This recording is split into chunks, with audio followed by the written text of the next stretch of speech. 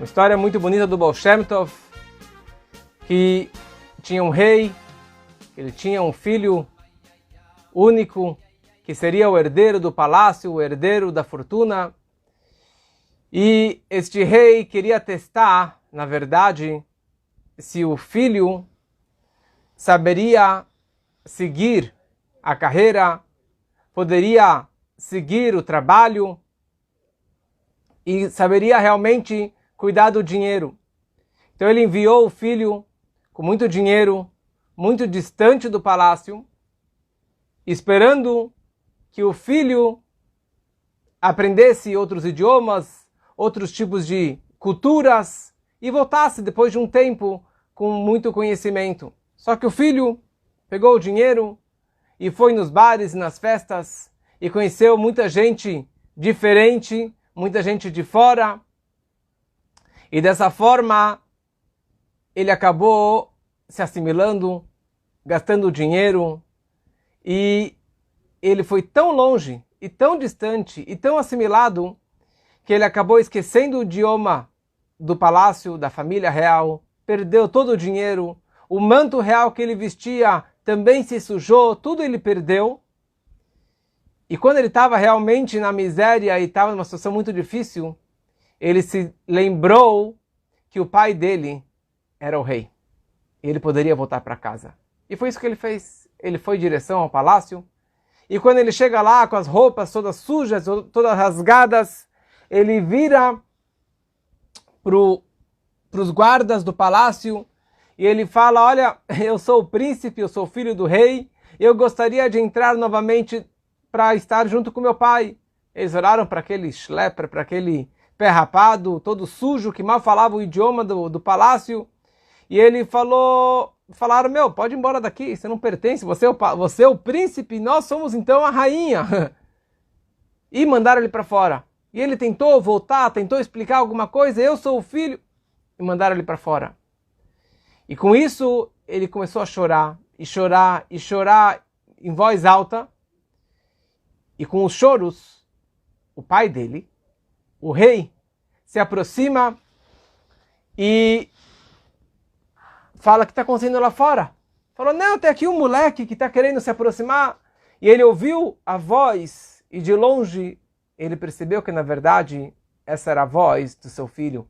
Ele permitiu que os guardas abrissem a porta para que ele pudesse realmente voltar para dentro do palácio. Na verdade, isso é uma parábola que representa a nossa alma. A nossa alma está perdida, está distante da casa do Pai, está fora da casa do Pai, esqueceu o idioma, esqueceu a alma perdida, a nossa alma, a alma judaica, que vai tão distante e a gente acaba perdendo, na verdade, os nossos valores.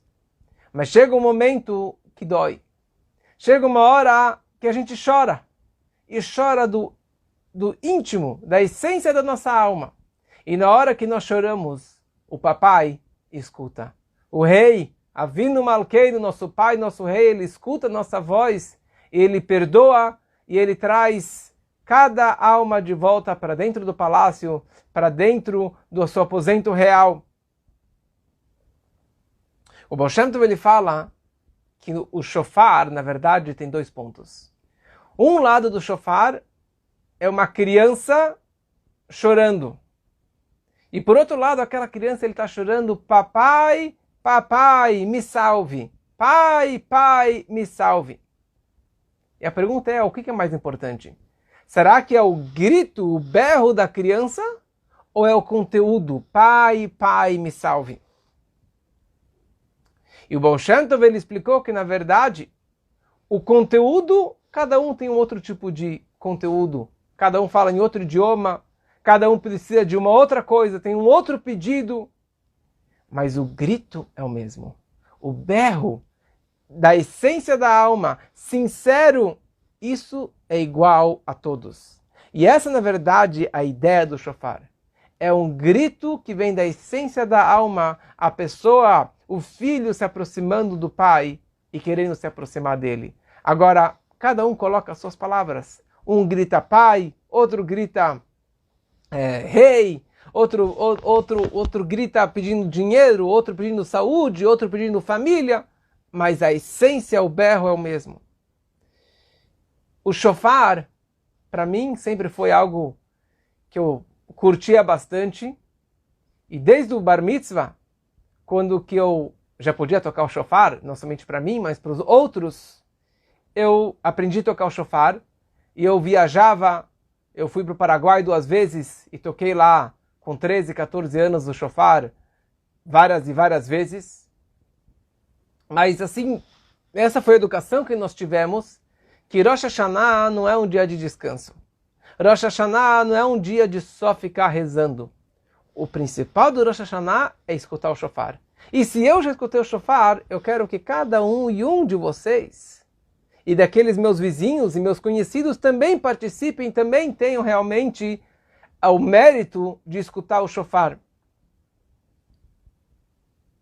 E por isso que minha mãe sabia que a gente acabava a refeição e a primeira coisa que a gente fazia era correr para os vizinhos, para as lojas, para os escritórios, na rua, para tocar o shofar para as pessoas.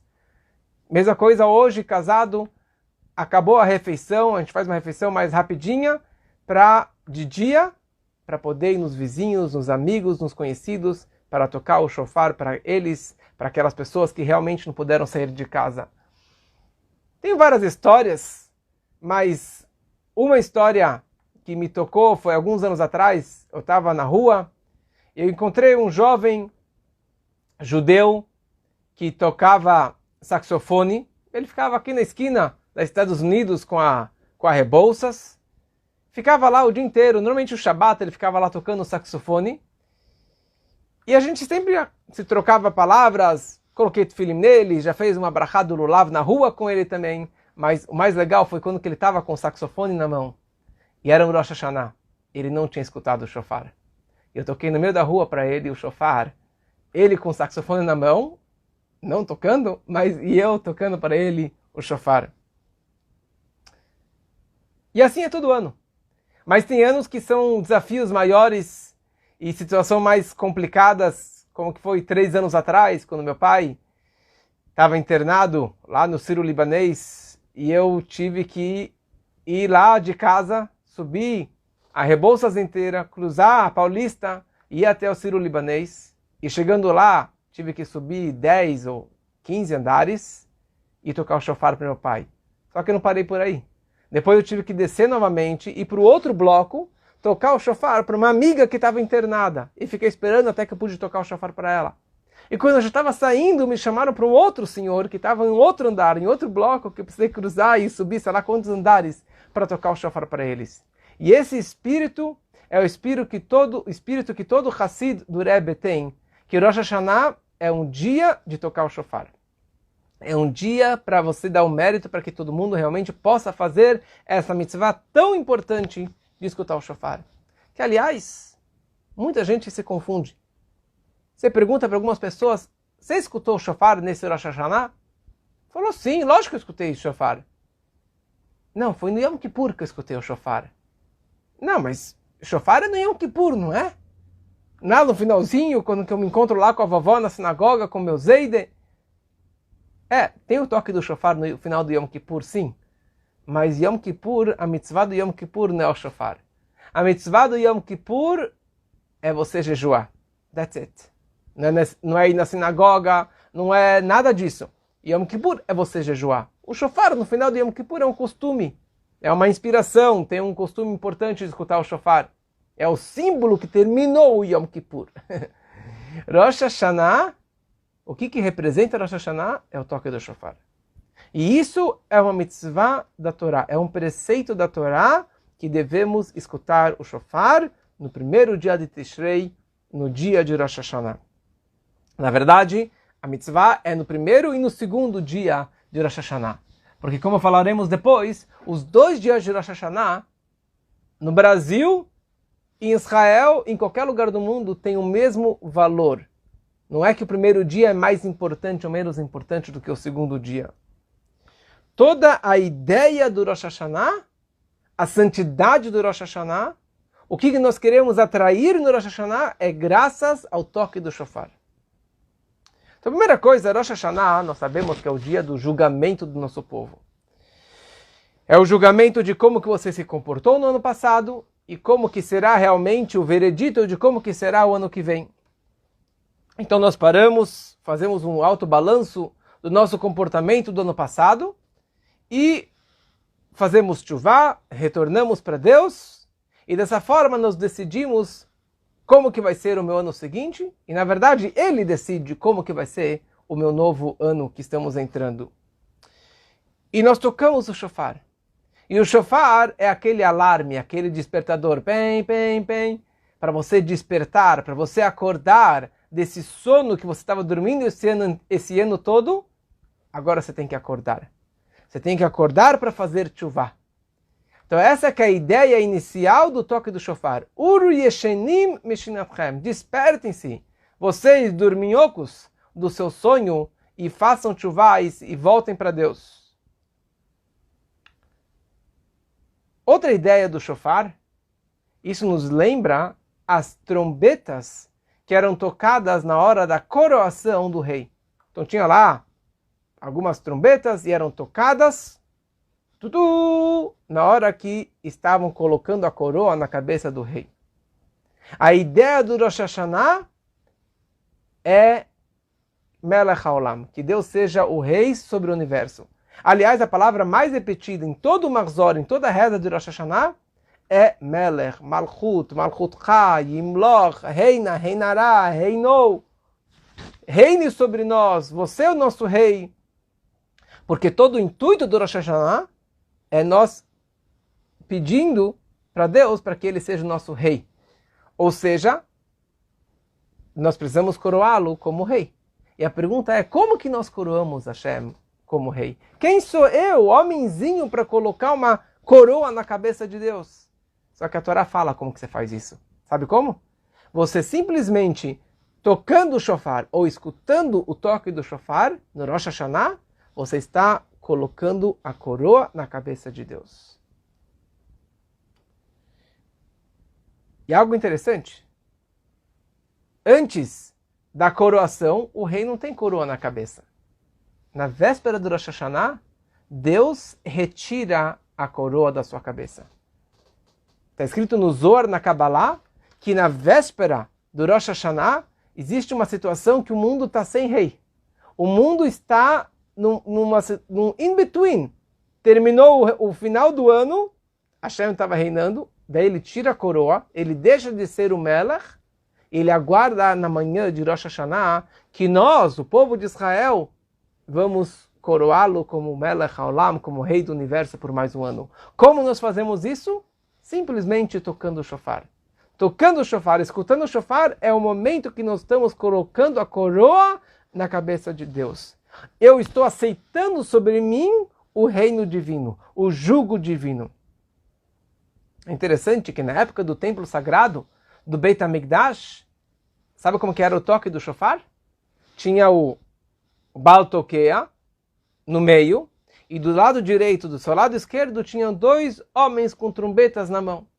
E na hora que ele tocava o shofar, simultaneamente os dois tocavam as trombetas. Só que o toque do shofar se prolongava um pouco mais, para que as pessoas escutassem o toque do shofar e cumprissem a mitzvah do toque do shofar. Mas para embelezar o toque do shofar, eles tocavam as duas trombetas simultaneamente.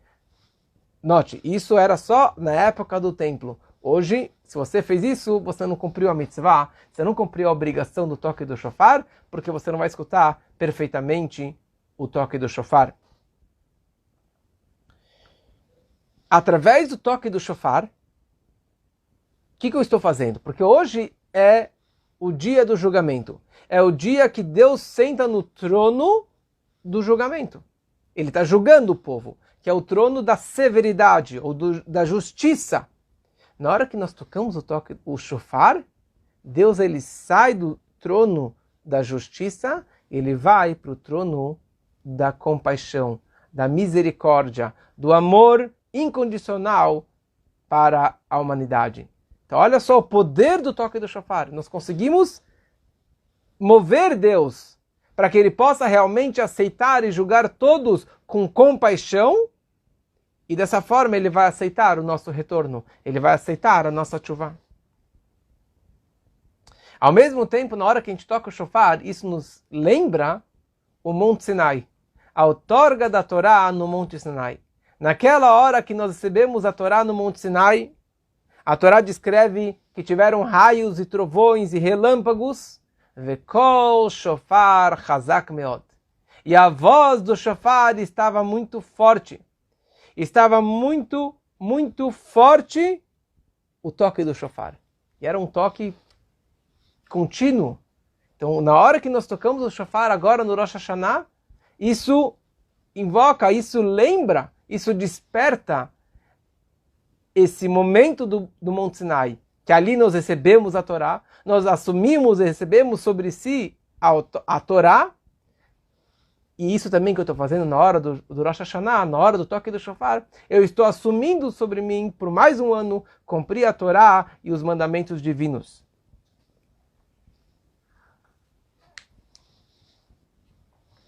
O shofar, hoje em dia tem muito shofar made in China, e tem muito shofar que não é kasher, infelizmente. Como falamos também sobre as mezuzot, tem muito shofar que é feito de pó, que é feito de pó de chifre, e que tem buracos, e que tem quebras, e que não são kasher. Então, para comprar um shofar, tem que ter um selo de kasher e saber realmente de onde que veio esse shofar. Porque se ele tem uma quebra, se ele tem uma rachadura, se ele tem um furo e outras coisas que invalidam o shofar, não vamos entrar agora nesses detalhes, então tem que ter muito cuidado. Primeira coisa, o shofar, ele tem que vir de um animal kasher. De um animal kasher. E o melhor shofar é aquele shofar que vem de um carneiro. Por que de um carneiro? Porque Hashem, ele fala o seguinte: por favor, peguem um shofar de carneiro. Porque na hora que você tocar o chifre do carneiro, isso vai despertar a lembrança do carneiro de Abraham e de Yitzhak. O patriarca Abraham, naquele momento histórico do Akedat Yitzhak, da oferenda do Yitzhak, quando que o pai, Abraham Avinu, pegou o seu filho e levou até o Monte Moriá e colocou no altar, e amarrou o seu filho para sacrificá-lo pela ordem divina. E na hora H veio o anjo, segurou a sua mão para que não matasse seu filho. E daí Abraham, ele viu de longe, tinha um carneiro que o seu chifre estava amarrado na árvore. Abraham, ele foi lá, pegou o carneiro e colocou ele ao invés do seu filho. Amarrou o carneiro e sacrificou o carneiro como uma oferenda para Deus. Então, na hora que nós tocamos o shofar, Deus, ele fala, você está despertando esse enorme mérito de Abraham Avinu de ter sacrificado o seu filho, de ter levado o seu filho. E isso é considerado que eu também estou me curvando no altar. Eu estou me colocando no altar nesse dia de Rosh Hashanah e fazendo a oferenda máxima, o sacrifício máximo para Deus. E o shofar não é reto. O shofar, ele é torto, ele é inclinado. Que isso, na verdade, representa na nossa vida que você também não pode ser ereto, orgulhoso. Você tem que ter uma pequena inclinação. Você tem que estar um pouquinho torto. Quer dizer, uma subjugação, uma submissão perante Deus, aceitando o seu reino nesse dia de Rosh Hashanah. Então, tocando o shofar, você desperta tudo isso. Aliás, o shofar, nós tocamos do lado curto e o som sai do lado mais amplo. Como um dos versículos que nós falamos antes do toque do shofar, Mina meitzar karati ka'anani bamerchavka. Mina meitzar, do aperto, karati ka, eu chamo, eu invoco a Deus, anani, e ele me responde, bamerchav, com amplitude, com abundância. Então eu chamo a Deus de um buraquinho. E Deus, ele responde com um buraco enorme. Como que Hashem, ele fala, abra para mim um buraquinho pequenininho da agulha, que eu vou abrir um portal enorme de bênçãos para todos vocês. E essa que é a ideia do shofar. O toque, você está se dando pouco, mas na verdade Deus, ele responde com tudo que você precisa, graças essa aproximação dele no dia do Rosh Hashanah. Como funcionam esses toques do shofar? Então, o toque do shofar, ele se divide em 3 tipos de toques. Existe Tkiyah e Truah. Esses são os 2 nomes, na verdade, que a Torá descreve. A Torá fala que existe Tkiyah e Truah. Tkiyah significa aquele toque mais comprido. E depois a Torá fala que você tem que tocar Truah e depois novamente um Tkiyah. E a pergunta é, o que significa Truah? E tem toda uma discussão no Talmud, nas leis, de como que deve ser esse toque do Teruah. Então uma opinião diz que são 3 toques. E outra opinião diz que são 9 toques, ou mais do que 9 toques.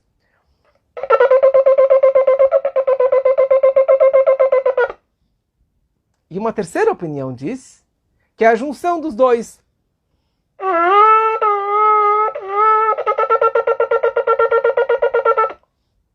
Como que a gente faz? Como bons judeus, 2 judeus você tem 3 opiniões. 2 judeus você tem 3 sinagogas. Então a Torá fala Truah, então temos 3 opiniões como que deve ser esse Truah. Então para você cumprir essa obrigação, já que a Torá fala que é uma mitzvah você fazer isso, então, para cumprir de acordo com todas as opiniões, nós fazemos todos os tipos de combinações para cumprir de acordo com todas as opiniões. Por isso que na prática, no Rosh Hashanah, nós tocamos tantos e tantos toques. Nós tocamos a primeira combinação, que é o Tashrat, né? O tu, tu, tu, tu, tu, tu, tu, tu, tu, tu, tu, tu. E depois uma outra combinação, que é a segunda opinião. Tu, tu, tu, tu, tu. E outra opinião. Tu, tu, tu, tu, tu, tu, tu, tu, tu, tu, tu. Isso que nós fazemos todos os tipos de combinações para você cumprir a obrigação. E por isso, o toque mínimo que a pessoa precisa escutar no Rosh Hashanah para tocar, para cumprir a obrigação, são 30 toques. É um grupo de 30 toques. No final da reza, nós tocamos já 100 toques. Porque nós tocamos no início 30 toques, e depois, quando chega a reza do Musaf, em vários momentos da reza silenciosa, depois na repetição do Hazan, tocamos mais 10, 10, 10, e depois de novo 10, mais 10 e mais 10, cada vez ligado com os versículos que simbolizam a ideia do shofar, de lembranças, e sobre o reinado divino. E no final da reza nós tocamos mais uma vez 10 vezes, e isso dá um total de 100 toques. E tem o costume de tocar mais 30 toques, depois dos salmos, bem no finalzinho da reza, quando a sinagoga já está mais vazia. O toque do shofar pode ser muito poderoso e emocionante. Se você fechar os olhos, eu acho que quase todo mundo faz isso, na hora do shofar, ou você cobrir com o talit, ou cobrir com as mãos, e você fechar os olhos e simplesmente se concentrar e meditar no poder do shofar. E ouvir com atenção o que o shofar representa. Então, o toque do shofar parece como alguém chorando. Não parece o choro de alguém, o choro de uma criança, como falamos antes? É alguém chorando. Aliás, 3 anos atrás, quando meu pai estava internado, uma das orientações do Rebbe nas cartas que salvaram a saúde do meu pai, uma das cartas ele orientou que estudássemos um discurso que explica todas as meditações e o sentido dos toques do shofar. E ali ele explica que os 3 toques são 3 tipos de choro. Um choro é o início do choro. Depois, quando a pessoa ela já está mais mastigando melhor a ideia, já sabe elaborar melhor a sua dor, então ele não fica só num grito, num berro, num só choro, mas ele já consegue 3 toques, 3 choros. E depois é que nem aquela criança. Certo? São 9 toquinhos, certo? 9 choros mais detalhados. E é o momento que você realmente, quem chora, os males espanta, quer dizer, a pessoa que realmente ela chora, ela consegue tirar a sua dor, ela consegue se reaproximar do seu pai. Então, na hora que você chora, na hora que você se concentra no shofar, é como se você estivesse chorando e implorando para você acordar da escuridão. E para você conseguir realmente ver a luz da Torá, a luz das mitzvot, a luz do judaísmo. E essa que é a ideia do Rosh Hashanah. Nós devemos ouvir atentamente o chamado do shofar e tomarmos a boa decisão que ano que vem será melhor. Um Shana Tová Metuká, quer dizer que realmente o ano que vem vai ser um ano melhor. É explicado nos livros da mística e da Hassidut que Rosh Hashanah é um dia diferente. Não são 2 dias de 24 horas. Rosh Hashanah é um dia de 48 horas. Exatamente isso. Um dia longo de 48 horas. Diferente de todas as outras festas, que são 2 dias separados, independentes, Rosh Hashanah são 2 dias. E é uma só santidade que se prolonga durante as 48 horas do Rosh Hashanah. Uma frase que nós falamos nas orações de Rosh Hashanah, Ze Hayom Tchilat Masecha. Ze Hayom, este é o dia Tchilat Masecha, do início dos seus atos, dos seus feitos. Ou seja, hoje é o início da criação. Um minutinho só. Quando que Deus criou o mundo? Rosh Hashanah. Rosh Hashanah não é o dia que o homem foi... Não é o dia da criação do mundo. O mundo foi criado 6 dias antes de Rosh Hashanah. Rosh Hashanah é o 6º dia da criação. O mundo foi criado dia 25 de Elul. Rosh Hashanah é o dia que o homem nasceu. E nós falamos, Ze Hayom Tchilat Masecha, hoje começou os seus atos, hoje começou a criação. E na verdade está explicado que não é que é o início da criação, mas é o propósito da criação. Hoje começou o propósito da criação. Valendo. Quando que está valendo? Agora, na hora que o homem apareceu no palco. Deus estava preparando todas as imagens ao redor, todas as cenas, todas as criaturas, mas quando que está valendo? Na hora que o ator principal apareceu no palco, que é o homem Adão e Eva. E é isso que na verdade representa Rosh Hashanah. Rosh Hashanah é o dia da criação do homem. E Deus criou o homem no mundo para que ele faça desse mundo um dirá betartonim, uma morada para Deus. Trazer Deus dentro do mundo. Trazer a santidade para dentro desse mundo físico e material. E esse que é o trabalho do homem, transformar este mundo num lugar mais sagrado, mais puro, mais elevado espiritualmente. É interessante. Deus criou o mundo sem perguntar a opinião do homem, ou sem precisar do homem, sem precisar do trabalho do homem. E naquele primeiro Rosh Hashanah, independia do trabalho do homem, mas foi somente naquele ano. Somente naquele primeiro Rosh Hashanah, 5.781 anos atrás, que Deus criou por conta própria. Só que logo depois que Adão foi criado, a primeira coisa que ele fez, ele reuniu todas as criaturas, todos os animais, e ele falou para eles, vamos nos curvar e prostrar perante Deus e agradecer a Deus que acabou de nos fazer, acabou de nos criar. E com isso, ele estava agradecendo a Deus por ter criado ele. Mas isso foi somente naquele primeiro Rosh Hashanah, que independeu do trabalho do homem. Mas hoje, a partir do 2º ano, para que Deus reine novamente sobre o homem, sobre o mundo, isso depende do nosso trabalho. Depende do trabalho do homem tocar o shofar, e dessa forma que nós estamos realmente coroando a Deus sobre o mundo por mais um ano. E essa que é toda a ideia e o propósito da criação no mundo. Que o homem trabalhe e que o homem coroe a Deus e que dessa forma ele vai conseguir realmente trazer a santidade de Deus para dentro desse mundo físico e material. Por que tocar o shofar? Por que tocar o shofar? O Maimônides ele traz duas explicações. O Maimônides ele fala que uma razão, isso aqui é um Gzerat HaKatuv. É um decreto do versículo, a Torá determinou, é uma obrigação, é um dogma que nós precisamos tocar o shofar no dia de Rosh Hashanah. Mas, fala o Maimônides, tem um indício, existe uma explicação baseada num versículo que diz Uru yeshenim meshinatchem.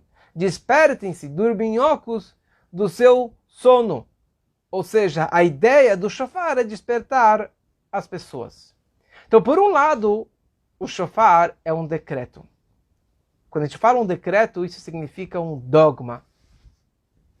O dogma significa algo além da lógica, além do entendimento. Tudo que você for explicar não vai ser suficiente. Porque a ideia de um decreto é que eu decretei e você não tem o direito de entender. Mesmo que você vai conseguir entender alguma parte, mas no fundo, sendo que é um decreto divino, você não vai conseguir realmente captar a essência dessa mensagem. Por quê? Porque o shofar ele atinge um nível muito, muito alto, muito elevado, além da lógica humana, além da nossa capacidade mental de entendermos ou meditarmos. Agora, no momento que existe uma explicação, que é para despertar o coração das pessoas, então já tem uma lógica, já tem algo que eu consigo captar. Ou seja, o shofar também tem o trabalho pessoal, o trabalho da pessoa tocar o shofar, entender, meditar, se aproximar a Deus. O trabalho de você se refinar no dia de Rosh Hashanah, de você se despertar, de você fazer o retorno, fazer a tshuvá. E na hora que você realmente se eleva, se aproxima e faz o seu melhor, só assim você consegue realmente atingir o nível máximo, que é o shofar.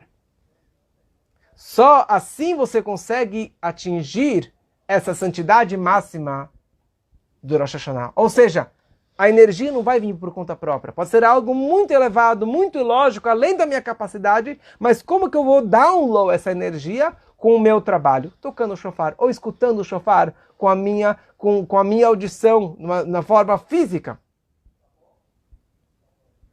O que acontece esse ano? Esse ano, o primeiro dia, cai Shabbat. Então, como que eu faço, Rabino? Não vou escutar o shofar? Não vou trazer essa energia? Não vou? É proibido? É um pecado? Como que eu faço? Mas eu quero, eu me sinto bem sentindo o shofar. Então, a primeira coisa, se acalme.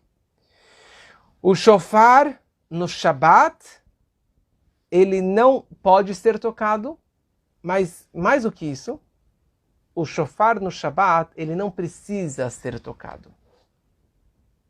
É que nem as mulheres não podem colocar o tefilim, elas não precisam colocar o tefilim, porque elas já têm essa energia do tefilim por si só, sem colocar o tefilim. Mesma coisa em relação ao shofar. No Shabbat nós não precisamos tocar o shofar. Não precisamos do toque físico do shofar para atrair essa energia máxima que o shofar estaria trazendo. Por si só, o Shabbat tem essa energia máxima, como falamos na outra vez, no outro curso. O Shabbat tem uma Kedushá que transmite Deus para o mundo. E que eleva os mundos e eleva o homem para cima. Então, se você realmente se comportar adequadamente no dia do Rosh Hashanah, por si só, no automático, você vai receber as brachot, as bênçãos, a energia que você esperava. Só que o quê? Na prática fica faltando. Na prática falta o nosso esforço, o trabalho do homem. Falta a voz, o tom, o barulho físico escutado, certo? Na hora que você escuta o toque do shofar, com os ouvidos carnais. Falta aquela emoção. Sim, mesmo eu, todo mundo, na hora que você escuta o shofar, te dá aquele nisgui, te dá aquele arrepio, te dá uma emoção. Então como que eu faço isso? Então esse ano é um ano especial. Esse ano é muito especial. Porque só no segundo dia você vai conseguir realmente escutar o shofar e trazer, na prática, trazer para o mundo físico e material todas essas brachot que você queria. Até o corpo físico, até o mundo material. E essa que é a grande novidade deste ano. Esse ano expressa a vantagem do trabalho do homem. O trabalho de você escutar o shofar bem no segundo dia. Diferente de todos os outros anos. Esse ano, o primeiro dia você já tem essa energia, mas para download, para dentro do mundo físico e material, isso é especificamente na hora que nós escutamos ou tocamos o shofar no segundo dia. Escutar o shofar, você tem que escutar fisicamente na frente de alguém que vai tocar o shofar para você. Não adianta, infelizmente, com todo o Covid, com todas as restrições, não adianta escutar o shofar via Zoom, via vídeo, via mensagem, WhatsApp e assim por diante. Você precisa escutar durante o dia inteiro do Rosh Hashanah, do segundo dia, escutar o toque do shofar. Pelo contrário, se você falar, mas eu me sinto bem escutando o shofar via Zoom, via WhatsApp, você se sente bem. Mas você não está downloading a energia do shofar e pelo contrário, você está transgredindo a santidade do dia. No dia do Rosh Hashanah é que nem no Shabbat. Você não pode mexer em energia, em celular, em vídeo, qualquer coisa assim. Então, mesmo que você veja aquela imagem, você vai se emocionar, mas você não está trazendo essa energia. Então, make sure de que Rosh Hashanah você vá até uma sinagoga ou vá até algum lugar que vai ter fisicamente o toque do shofar. Por isso que existe um conceito que Chabad criou que se chama o Shofar Man. O Shofar Man, um homem que fica tocando o dia inteiro o shofar. Aqui na nossa sinagoga, nós temos um Shofar Man das 7 da manhã até as 6 da tarde. Qualquer horário do dia que você vier aqui, aliás, esse ano vai ser uma entrada especial pela rua Chabad, qualquer momento que você vier no dia do Rosh Hashanah, você vai escutar o shofar. Vai ter alguém para tocar o shofar para você. Em Genópolis, fizeram um sistema que vários pontos ou várias praças vai ter a cada tanto tempo, vai ter o toque do shofar. Mas se você realmente não pode sair de casa, então fale com seu rabino para ver se ele pode ir até a sua casa. Mas o que você pode fazer é ir até a sinagoga, pelo menos para escutar o shofar. Você não quer ir para a sinagoga, não consegue ir para a sinagoga, tem restrições de idade, de infecção, sei lá o que mais. E simplesmente para ir escutar o shofar, você pode. Não vai acontecer nada. Você pode ir até o shofar, até a entrada da sinagoga, escutar o toque do shofar, você cumpriu a mensagem, cumpriu a mitzvah, e você pode voltar para sua casa. Reb Zev Kitzes era um grande discípulo do Baal Shem Tov. E certa vez o Baal Shem Tov virou para ele, para que ele tocasse o shofar. E ele falou, mas imagina, mestre, eu vou tocar o shofar? Ele falou, sim, você vai tocar o shofar. E o mestre, o Baal Shem Tov, sentou com ele e ensinou todas as Kabbalah, todos os segredos místicos e as meditações mais profundas que a pessoa precisa ter na hora do toque do shofar. E ele pegou um papelzinho e anotou toda a cola para que ele pudesse realmente, na hora do toque, dar uma olhada no papelzinho e lembrar todas aquelas meditações que o Baal Shem Tov havia ensinado. Só que, por força maior, ele acabou perdendo esse papelzinho. E na hora do toque, ele foi colocar a mão no bolso para pegar o papelzinho com a cola e o papel não estava mais lá. E ele começou a chorar. E estava quebrado, e começou a transpirar, ficou pálido, ficou nervoso. E o Baal Shem Tov virou para ele e falou, toca o shofar. Ele pegou o shofar, tocou o shofar, mas ele estava com o coração partido, com o coração quebrado, e estava muito amargurado.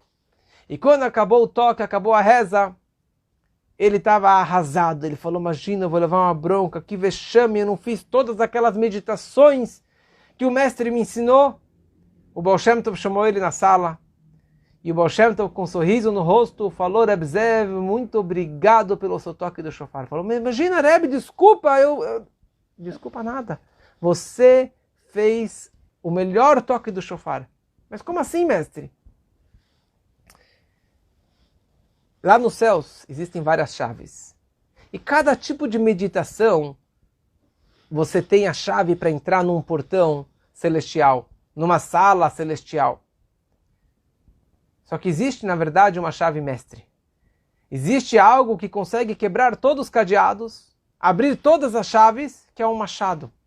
E aquele machado, ele quebra todas as portas. Isso significa um coração partido, um coração quebrado, um coração amargurado, ou umas lágrimas derrubadas. Na hora que você derrubou com toda a sinceridade, com toda a amargura, você tocou o shofar com todo esse coração partido, isso abriu todos os portões celestiais. E saiba que tinha um decreto celestial muito, muito severo sobre a nossa comunidade.